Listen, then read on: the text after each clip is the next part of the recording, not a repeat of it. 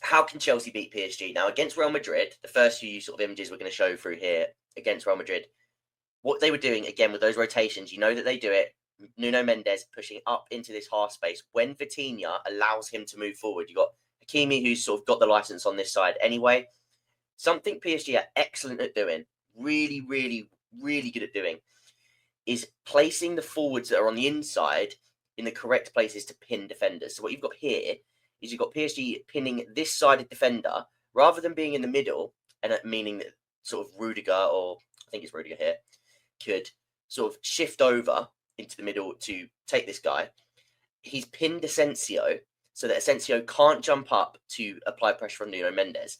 So what this does is that creates that sort of breadth of space, which is where Nuno Mendes can then impact. So Chelsea have got to be careful on, one, the spacing of their back four, or whoever's in that sort of back line, to make sure that they're not pinned and they can jump into these areas, which is something they like to do with that man-to-man press. But it's also about the midfield and how they cover it, because as you can see here, because they're trying to go man for man, but it's not very intense, they're not cutting off this passing lane into Nuno Mendes, but the midfield is also just vacating completely. You've got all three of these midfielders just completely vacating that space. And the space in between there is there for PSG to exploit. And we're going to speak about how you can do that against PSG as well. But you've got to do it defensively when PSG are against you. Now, how PSG were pressing last night, again, they sort of do it in a bit of a 4-2-4, but or 4-4-3. 4-4-3, that's Todd Bowley. 4-3-3, where they try to sort of, again, shift you into those wide areas and stop you from coming in from wide areas into the centre. What they do sometimes lack is that ability to cut out that pass, which I think there's an image of in a minute, where you can find yourself in these wide areas and find that diagonal pass behind their defensive midfielders, but ahead of their two centre-backs. So we're going to speak about that. And here, this is the example. So as you can see, the positioning of the striker, again, you've got both centre-backs for PSG. They're sort of in there and they're just waiting and being quite patient with this. You've got this line of three, and you've basically got a 3v3 in this wide area here because of this. If we click it, oh, there it is. I don't know why they're separate. Click this on one. The PSG defenders are a little bit late to react because they're so sort of okay with just being and having that extra man in the back line that this opens up and you can find that space, like I say, behind the midfielders because they're sort of attracted to the ball and they're trying to sort of pressure and apply pressure on the ball. But in front of the defenders, they're not as active in this sort of pocket. So I think getting players on the ball in those pockets is going to be key. And I think this is where João Pedro could be the key for Chelsea in this game, ahead of Delap, which we're going to speak about why, because I think Delap can also be really, really useful in this game. But when coming to the decision, if you can only pick one of them, I think this is a huge reason as to why I'd like João Pedro in this area to sort of affect these pockets of play, which I think is a real highlight of how you can sort of hurt PSG. Go back to this. This is just something to sort of take into account, which we're going to get to on the tactics board later. But when PSG lose the ball, they will swarm and they will press and they will counter press and look to win the ball back. So again, something you can look to do against this is, can you go direct into the striker? Can you go and bypass that counter press who are going to be in and around there? Can you get over that counter press and then can you find the space to attack rather than trying to play through it, getting caught on the ball and giving them easy sort of minimal effort but high XG chances? That's what you want to sort of cut out of that. So again, here the PSG pressing from goal kicks, again, very, very active. You've got Ousmane Dembele, who doesn't stop even just along this line. When you watch him, he's sort of along this line, he's zigzagging and he's waiting and he's ready to absolutely bound down on the keeper. So one thing, Robert Sanchez has to be careful in this game, because it's a mistake waiting to happen with Ousmane Dembele pressing him. We either go long straight away to bypass that press and play through this man-to-man, or we're going into these wide areas. We're trying to clip into those channels. We cannot afford to lose the ball in here with this sort of pressure along the top of the 18-yard box. It can't happen. However, what you can do, and what this actually leads to, is going direct, is the space, like I said, even in a settled possession, when we're talking about this, you can see that there's a good space that you can pick up between the midfield line and the defensive line. But when you do it from here as well, when you go long against PSG, and this happened for Liverpool when they got it, when they brought Nunez on and they managed to fashion a goal from it.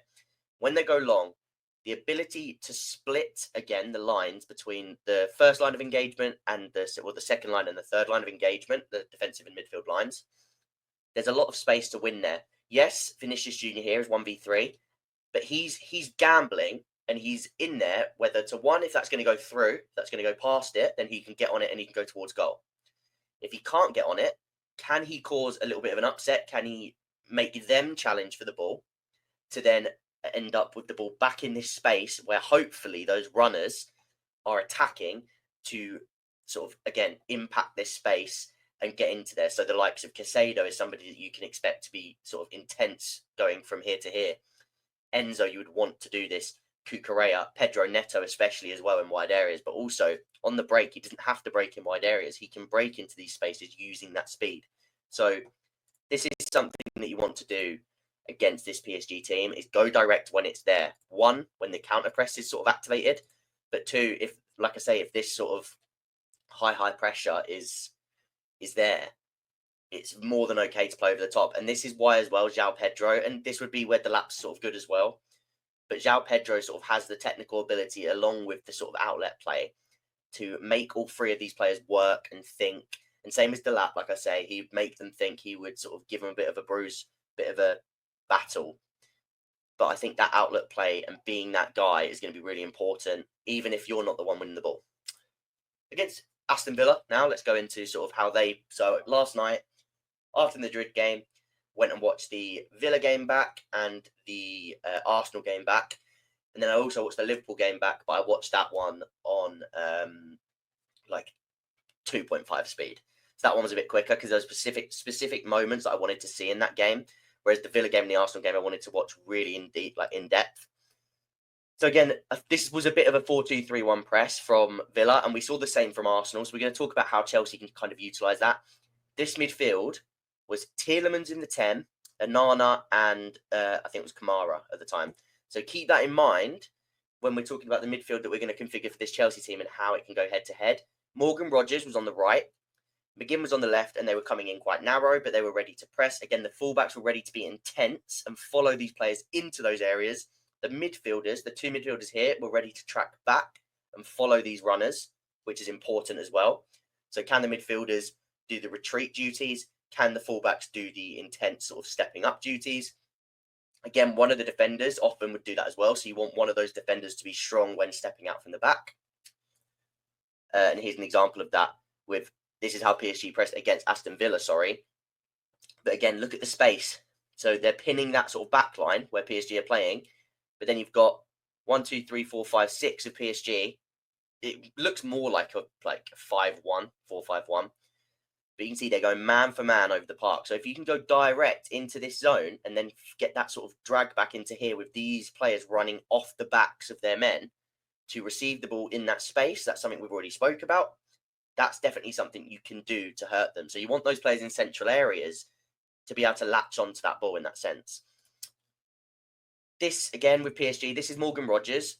Where he's coming inside from that right-hand side, Mendes doesn't know whether to come all the way in with him in case sort of you get that late run from the right, which, again, something to keep in mind for when I'm talking about who's going to play later.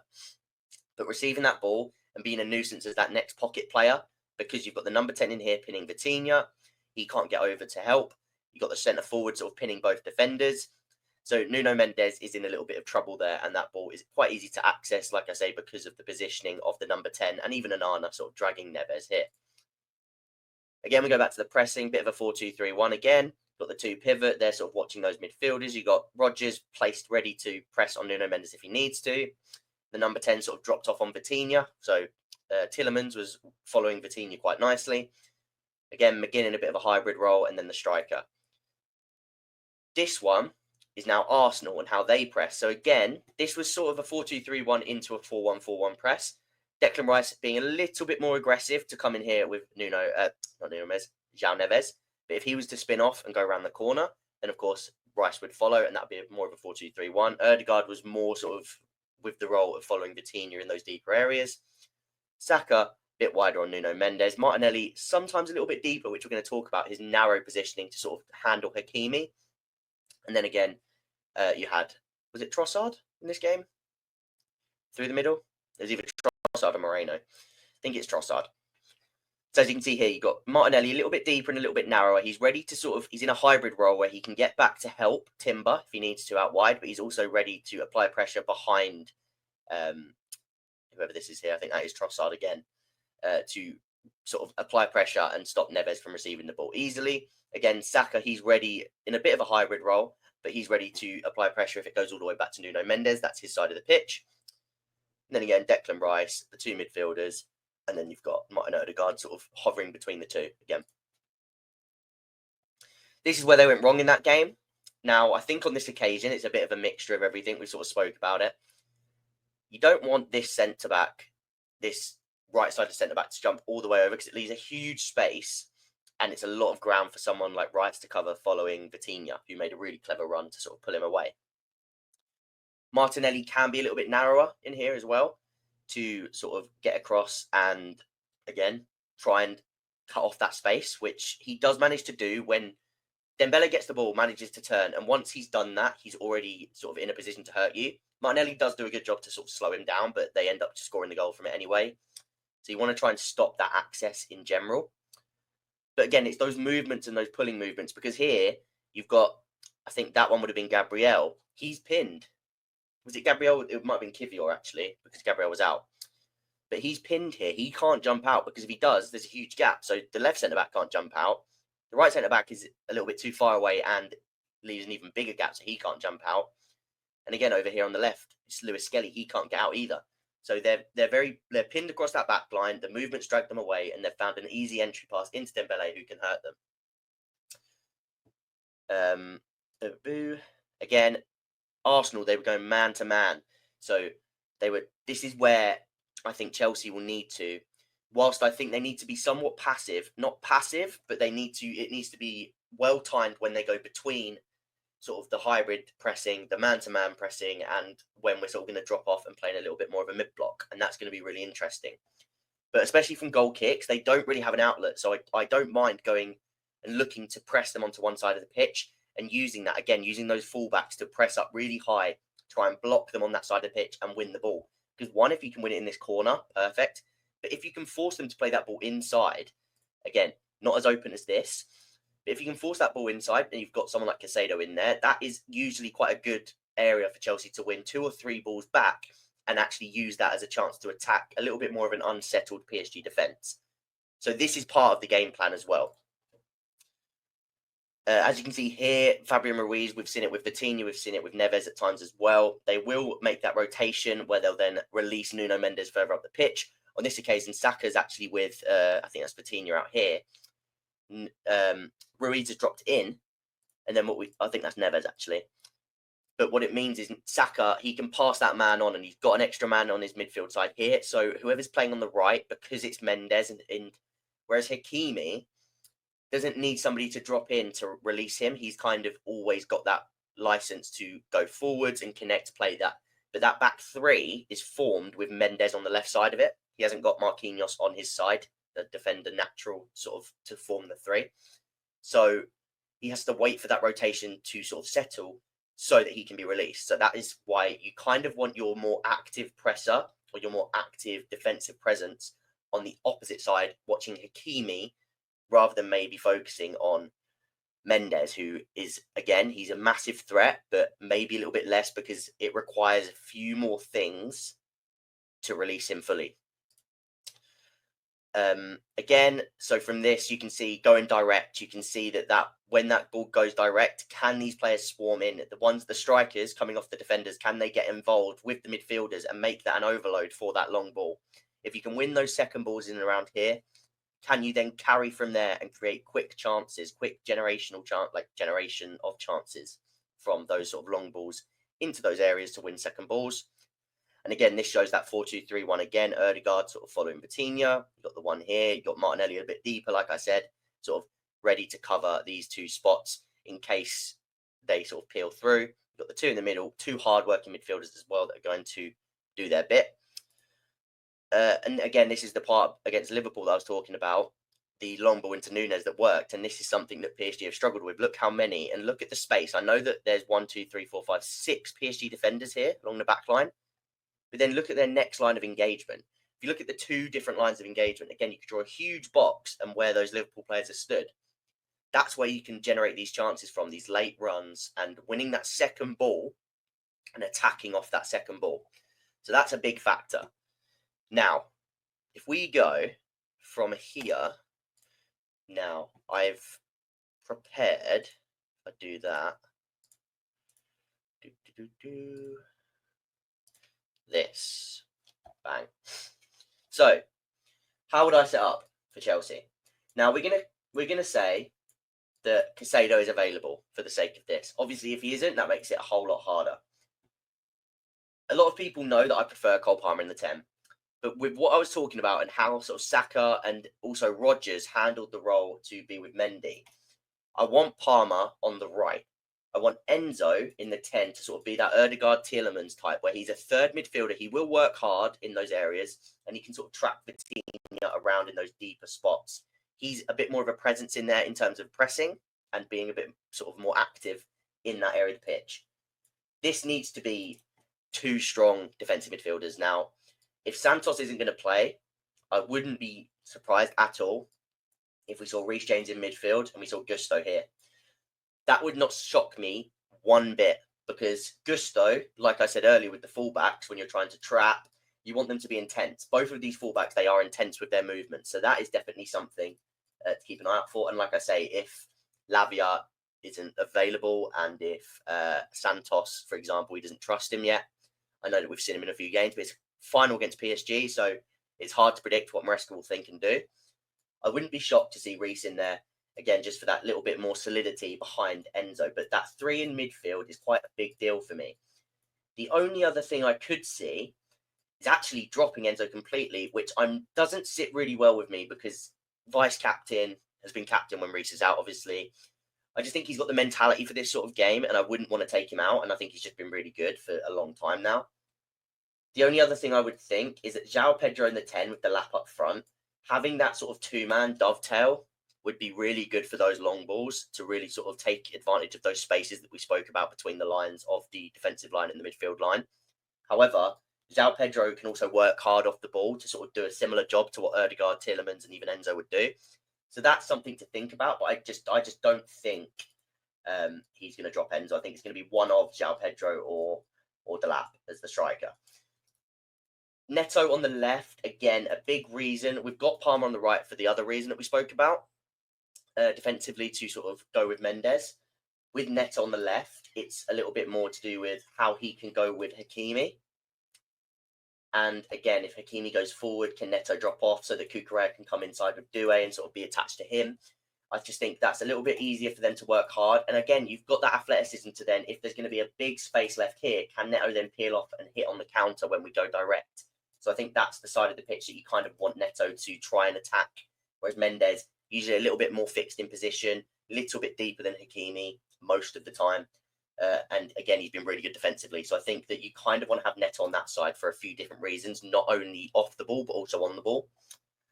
In terms of other things we haven't touched on, I think the defensive partnership, it could be Tosin and Colwill. I just think Chalobah, again, if Colwill's going to be more of Colwill probably will follow, but I think both of these players have to be quite aggressive.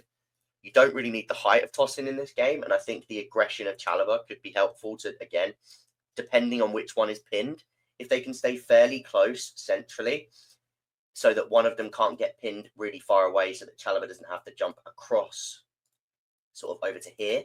If they can stay fairly close so that the worst sort of pin that can happen is like that and the jumps can be sort of coordinated to which side, then I do think it would be better to have 2 players that are a little bit more comfortable jumping out, hence Colwill and Chalobah. Now, let's talk about on the ball, because again, this isn't a game that I think we need to sort of not go for at all. Yes, we go direct a little bit more often in this game. Yes, we decide when to press man for man and when to drop into a block. When we drop into a block, you kind of want to have it again in that 4-2-3-1, but Neto's going to be a little bit deeper than Palmer. And then Neto can still retreat into here if he needs to as well, to sort of almost form a 5-2-2-1 with Palmer being a little bit deeper as well at that point, or a 5-2-3, a 5-3-2, sorry, like this. So that's something that will sort of switch around. Lavia, I'm not sure if he'll be available, Tyler, so that's why I haven't put him in. What else? On the ball. So that's a lot of the off-ball stuff. On the ball, I would like to see, in this scenario, you form the usual back three like this, with Cucurella here. Neto will be a lot higher again, so let's just push them into sort of a back four like they do. Palmer, like we said again with Rodgers, I'd want him to start wide, but sort of almost like place himself between the two quite early, so that Mendes has a decision to make. Now, if it is, let's say Santos, Gusto doesn't start and Reece does, then you have to be a little bit more careful with the timings of this run and how often you allow Reece to make that run, because it really isn't something that we can trust him with fully yet in terms of the repetition of making that run. But if he can every now and again drift forward when Chelsea are on the ball, if we're keeping it slow, a little bit slower in here, yes, they're going to press high, so it'll be almost like this. Can Reece be that spare man, especially if Palmer pins Mendes? Can either Kvara will have to drop off, which will give you that extra man to, again, Chalobah can then bring that ball forward himself. Or if he commits that, then again, there's space for Reece to receive, and then he has that channel to himself, can kind of create that two-man with Palmer, which could allow Palmer to get more involved in the game if that's the side of the pitch where Chelsea can find the spare man. So again, that's another reason why to have Palmer out on the right rather than through the middle in this particular game.